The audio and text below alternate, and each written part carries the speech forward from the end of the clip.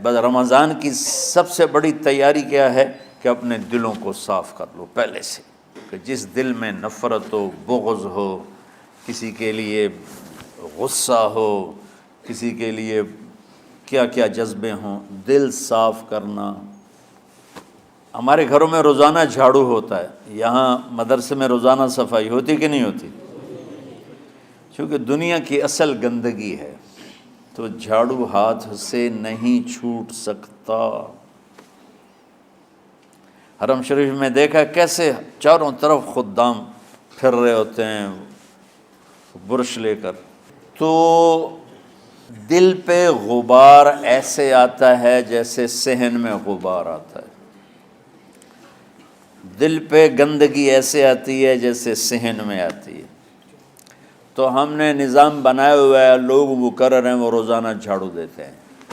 تمہارا دل ایک آنگن ہے، ایک صحن ہے، اس میں بغض، نفرت، حسد، پتہ نہیں کیا کیا گندگیاں آئیں گی اور آتی رہیں گی۔ بچوں ایک کام کرو، جھاڑو پکڑ لو، صاف کرو۔ یا اللہ معاملہ تجھ سے کرنا ہے، لوگوں سے نہیں۔ کسی نے برا کہا، کسی نے غیبت کی، کسی نے گالی دی، کسی نے دھکا دیا، کسی نے حق مارا، کسی نے کچھ کیا، یا اللہ تیرے سپرد میں نے اپنے دل کو سب سے صاف کیا، میں نے اپنے دل کو سب سے صاف کیا۔ یہ اتنی بڑی عبادت ہے کہ بڑے بڑے نفلوں والے، تہجد والے، حج عمرے روزے والے تمہیں نہیں پکڑ سکیں گے، کیونکہ اس کا کرنے والا دنیا میں کوئی نہیں۔ نفل پڑھنے والے تو بے شمار ہیں، عمرے کرنے والے بے شمار ہیں، علماء بے شمار ہیں، حاجی بے شمار ہیں، سخاوت کرنے والے بے شمار ہیں، لیکن اس ٹکڑے کو صاف کرنے والا لاکھوں میں ایک بھی نہیں ہے۔ مشکل کام ہے، آپ یہ سیکھ لیں، صاف کرو، صاف کرو، صاف کرو۔ یہ رمضان کی سب سے بڑی تیاری اور علم کو حاصل کرنے کی سب سے بڑی چابی ہے کہ اپنے دل کو کھلا کر لو۔ کوئی چیز خالی ہوگی تو کچھ آئے گا۔ جس دل میں بغض بھرا ہو، نفرت بھری ہو، حسد بھرا ہو، کینہ بھرا ہو، اس میں خاک آئے، اس میں تو علم کی ایک کرن بھی نہیں آئے گی۔ اس زبان سے چاہے جتنے مرضی موتی بکھیرے، دل اس کا اندھا ہوگا۔ لا تعمى الابصار ولكن تعمى القلوب التي في الصدور۔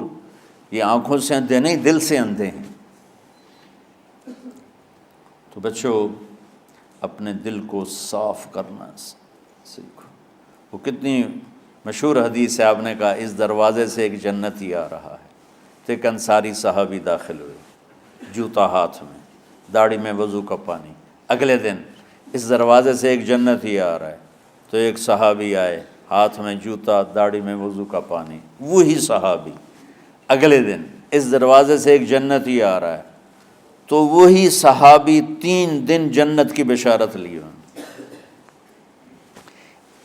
اس صحابہ کی جماعت میں ایک شخص ہیں جن کا نام ہے عبداللہ بن عمرو بن عاص۔ ان سے بڑا عبادت گزار صحابہ میں کوئی نہیں تھا، نہ سابقین میں نہ متاخرین میں، نہ پہلوں میں نہ بعد والوں میں۔ ان کی عبادت کیا تھی؟ ساری رات جاگنا، سارے دن کا روزہ، اور ایک ختم قرآن صبح سے شام تک۔ اتنی اللہ نے طاقت دی تھی۔ پھر وہ غلوب والی بات آ گئی، ایکسٹریم ہونے والی بات آ گئی۔ ان کی شادی والی رات حجلہ عروسی میں داخل ہو رہے ہیں، دلہن کے کمرے میں داخل ہو رہے ہیں، اور مصلی بچھا کے اللہ اکبر، اور دے نفل تے نفل، دے نفل تے نفل۔ تو ان کی بیگم نے دیکھا تو وہ بھی خیر کا زمانہ تھا، انہوں نے بھی وضو کیا اور پیچھے مصلی بچھا کے وہ بھی فجر تک نفل پڑھتے رہے۔ صبح ہوئی تو حضرت عمرو بن عاص رضی اللہ عنہ نے پوچھا، بیٹی رات کیسی گزری؟ کہا جی ماشاءاللہ آپ کے بیٹے تو بڑے عبادت گزار ہیں، ساری رات نفلوں میں ہی گزری۔ تو وہ ان کو شکایت کر دی۔ حضرت عمرو بن عاص کو اتنا غصہ چڑھا، بیٹے کو تو کچھ نہیں کہا، کتنی حکمت کی بات ہے، سیدھے گئے اللہ کے نبی کے پاس، یا رسول اللہ یہ عبداللہ دیکھیں کیسا نادان ہے، اس کی شادی کی ساری رات نفل پڑھتا رہا۔ تو آپ کہتے ہیں ماشاءاللہ ماشاءاللہ کتنی بڑی بات ہے، نفلوں میں گزر گئی، رات بھی نفلوں میں گزر گئی۔ تو آپ نے حضرت عبداللہ بن عمر کو بلا کے ڈانٹا کہ تو نے مہینے میں 3 دن روزے رکھنے ہیں، بس اس سے زیادہ نہیں رکھنے، اور ہفتے میں 1 قرآن ختم کرنا ہے۔ کہا یا رسول اللہ میرے اندر طاقت زیادہ ہے۔ پھر اچھا 15 دن روزے رکھنے، کہ نہیں میرے اندر طاقت زیادہ ہے۔ آپ اس کو تھوڑا تھوڑا کر کے گھٹاتے رہے، اور وہ ہر دفعہ نہیں یا رسول اللہ میرے اندر طاقت زیادہ ہے۔ تو آخر میں آپ نے کہا اچھا چلو صوم داؤدی پہ آ جاؤ، 1 دن روزہ رکھو، 1 دن افطار کرو، اور 3 دن سے پہلے قرآن ختم نہیں کرنا۔ تو آپ نے اس کو پیچھے کیا۔ یہ بیٹھے تھے اس محفل میں، ان کے دل میں آیا کیا یہ بزرگ مجھ سے زیادہ عبادت کرتا؟ رات میں ساری جاگتا ہوں، دن روزہ رکھتا ہوں، 1 ختم کرتا ہوں، تو جنت کی بشارت تو مجھے ملنی چاہیے تھی، ان کو کیسے مل رہی؟ یہ کسی کتاب میں نہیں لکھا کہ یہ ان کا جذبہ تھا، لیکن جو کہ میں ان کی سیرت کو جانتا ہوں تو مجھے خیال آتا ہے کہ ان کی نفسیات میں یہ بات آئی ہوگی، چونکہ صرف انہی کو خیال آیا کہ میں جا کے دیکھتا ہوں کہ یہ بزرگ کیا کرتے ہیں۔ تو ان کے پاس پہنچ گئے، چاچا ذرا، وہ ادھیڑ عمر تھے، چاچا وہ میرے ابا تھوڑے ناراض ہیں، تو کچھ دن آپ کے پاس گزار لوں؟ کا بیٹا بسم اللہ آ جاؤ۔ اب رات ہوتے ہی عشاء کی نماز پڑھ کے انہوں نے جلدی سے چادر اوپر لی اور یوں سراغ کر کے ان چاچا کو دیکھنے لگے ایسے کر کہ اب یہ کیا ساری رات سجدہ کرے گا، اور ساری رات روتے روتے روتے روتے مصلی گیلا ہو جائے گا، یا ساری رات رکوع کرے گا، ساری رات قیام کرے گا، ساری رات قرآن پڑھے گا، اس تصور سے یوں دیکھ رہے۔ اور وہ بزرگ صحابی تشریف لائے، سرانے پہ سر رکھا، اللہم بسمک اموت و احیا، ہو گئے۔ اب یہ دیکھ رہے ہیں ابھی اٹھیں گے، ابھی اٹھیں گے، ابھی اٹھیں گے، اٹھے نا، فجر کی اذان پہ اٹھے۔ اب یہ تو حیران پریشان ہو گئے کہ یہ کیا ہو؟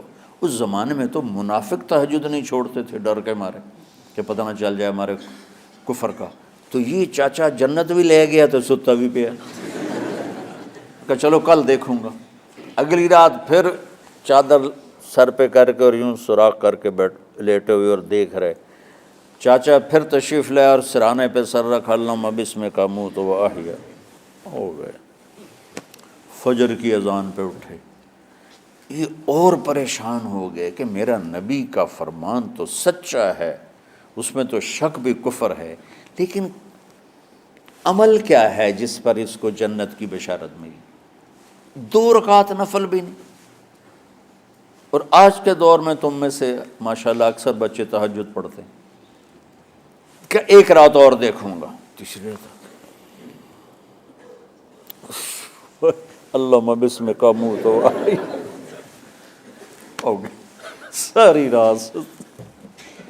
تو تیسری رات پھٹ پڑے عبداللہ بن عمر، کہنے لگے چاچا میری ابا سے کوئی لڑائی نہیں تھی، 3 دن میں تیرے بارے میں سنتا رہا، جنتی جنتی جنتی، میں دیکھنے آیا تھا کہ آپ کیا کرتے ہیں، آپ تو کچھ بھی نہیں کرتے ہو، ساری رات سوتے رہتے ہو، اب کیا کرتے ہو؟ انہوں نے کہا بیٹا یہی ہے جو تم نے دیکھا ہے۔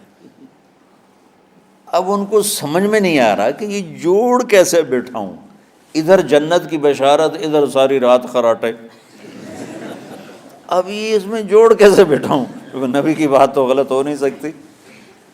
تو اب وہ نا ایسے نا بڑے بے دل سے ہو کر واپس مڑے، پتہ نہیں کی چکر ہوئے گی کوئی گل۔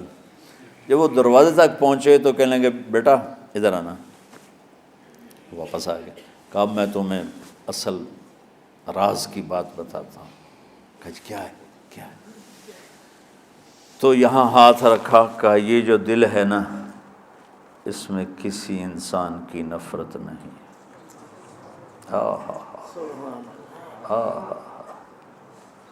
اور جب اللہ کسی کو رزق دیتا ہے، عزت دیتا ہے، مجھے کبھی حسد نہیں ہوا، مجھے خوشی ہوتی۔ تو عبداللہ بن عمر نے کہنا تھا ہاں یہ بات ہے، نہیں، انہوں نے کہا ہاذا ہوا، اچھل کے کہنے لگے ہاذا ہوا، ہاں ہاں ہاں ہاں یہی ہے یہی ہے یہی ہے۔ پھر کہنے لگے چاچا پر یہ میرے بس کا نہیں ہے، کون کرے گا یہ؟ اتنے بڑے آدمی ہو کر کہہ رہے ہیں کہ یہ میرے بس کا نہیں۔ تو بچوں، دنیا میں جنتی بننا ہے اور علم اللہ سے لینا ہے تو اسے صاف کر دو، سب کی نفرت سے۔ سب، اس نے مجھے یہ کیوں کہا، اس نے مجھے یوں کیوں دیکھا، اس نے میرے بارے میں یوں کیوں کہا، اس نے میرے بارے میں یہ کیوں لکھا۔ جس کی تعریف ہوتی میری کتنی برائی ہوتی، صرف تعریف تو نہیں ہوتی، بھرا پڑا سوشل میڈیا مجھے گالیاں دیں۔ اللہ کے فضل سے میرے دل میں ایک ذرے کے برابر کبھی کوئی منفی جذبہ نہیں آیا، آئے تو میں دھو کے صاف کر دیتا ہوں، یا اللہ میں نے اپنے دل کو صاف کیا، میرا معاملہ تیرے ساتھ ہے، کسی کے ساتھ نہیں۔ یہی آپ رمضان کی سب سے بڑی تیاری، علم کے حاصل کرنے کا سب سے بڑا ہتھیار آپ کو یہ نہیں ہے کہ تمہیں کتابیں یاد ہو جائیں، تمہیں اشعار یاد ہو جائیں۔ تو ساری امت سے کہتا ہوں رمضان کا استقبال کرو، دلوں کو صاف کر کے، نفرتوں کو مٹا کے، مذہبی نفرت، دنیاوی نفرت، رشتوں کی نفرت، بول چال کی نفرت، سیاست کی نفرت، لین دین کی نفرت، ان سب سے اپنے دل کو صاف کرو تاکہ رمضان میں اللہ نے علم اتارا، اللہ تعالیٰ آپ کو علم عطا فرمائے، اور باقی لوگ جو عام دنیا میں زندگی گزار رہے ہیں ان کے دلوں میں اللہ رمضان کا نور اتارے اور اپنے اور ہدایت کا نور اتارے۔ یہ سب سے بڑی تیاری ہے اس کی۔ اور کسی سے گلہ ہے، غصہ ہے، ناراضگی ہے، کسی سے بولتے نہیں ہو، ابھی سے شعبان آ چکا ہے، آپ شعبان سے رمضان کی تیاری شروع فرما دیتے تھے، تو اس کی تیاری کیا ہے؟ وہ دلوں کو صاف کرو، معاف کرو، معافی مانگو، تمہارا قصور نہیں پھر بھی معافی مانگ لو، دلوں کو صاف کرو، اور اپنے اور اللہ سے سخاوت مانگو کہ اللہ کو سخی بھی پسند ہے اور صاف دل والا بھی پسند ہے۔